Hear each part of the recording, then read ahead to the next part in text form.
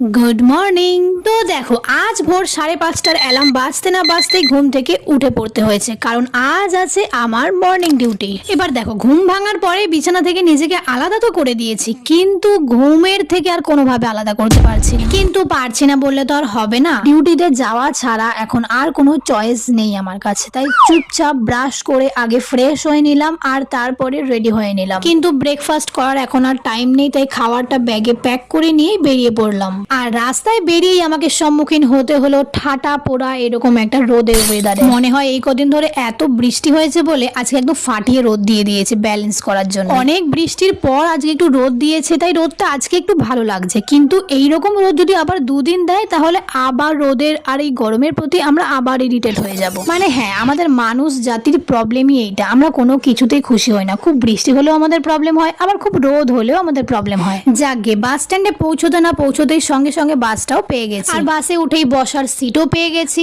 আর আমাদের মতো বাসের প্যাসেঞ্জারদের জন্য বাসের সিট পাওয়া আর স্বর্গ সুখ পাওয়া দুটোই সমান। তো চলো, এবার 7 সমুদ্র 13 নদী পার করে 40 মিনিট পর ফাইনালি আমার ডিউটির ডেস্টিনেশনে পৌঁছলাম। অ্যাকচুয়ালি 7 সমুদ্র 13 নদী পার করতে না হলেও এই একটা নদী তো আমাকে পার করতেই হয়। আর এটা কি নদী সেটা তোমরা গেস করো। আর তোমাদের তো আগেই বললাম যে আজকে বাড়ি থেকে বেরোনোর সময় খেয়ে আসিনি, তাই কিছুক্ষণ ডিউটি করে আবার খিদে পেয়ে গেছে, তাই এবার একটু পেট পূজা করে নেওয়া যায়। আর পেট পূজায় আমার আজকের ব্রেকফাস্টের মেনু হচ্ছে জল মুড়ি উইথ চানাচুর। প্লিজ প্লিজ কম্বিনেশনটা দেখে একদমই হাসবে না, আমার খাওয়া দাওয়া এরকমই একটু অদ্ভুতই। খাওয়া দাওয়া কমপ্লিট করে বাদ বাকি ডিউটি করে নিলাম। আর ডিউটি কমপ্লিট করে 2টোর পর যখন বাইরে বেরিয়েছি বাড়ি যাওয়ার জন্য, বাইরে বেরিয়ে দেখি আরো রোদ উঠেছে। রোদে তেতে পুরো একদম বাড়ি ফেরার পরে প্রথমে আগে স্নান করে নিয়েছি, স্নান করেই বসে গেছি লাঞ্চ করতে। আর লাঞ্চ করার পরে আজকে একটু ভাত ঘুম দিয়েছি আরামসে। যেদিনই আমার মর্নিং ডিউটি থাকে সেদিনই আমার এটাই সুবিধা হয় যে সকালবেলা ডিউটির যা ঝামেলা থাকে সেটা মিটে যায়।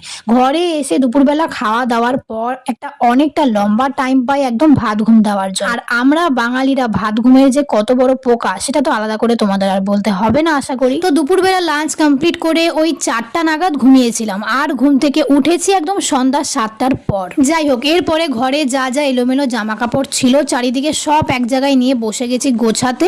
এই সব কাজকর্ম করে তারপরে ডিনার সেরে নিয়েছি। তো এইভাবে দেখতে দেখতে আজকের দিনটাও কেটে গেল।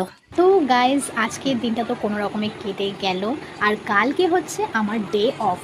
এবার দেখার বিষয় এইটা যে কালকের ব্লগে, মানে কালকের ডে অফের ব্লগে আমি কি করি। তো চলো, আজকের মতো বাই বাই, গুড নাইট, দেখা হচ্ছে কালকের ডে অফ ব্লগে।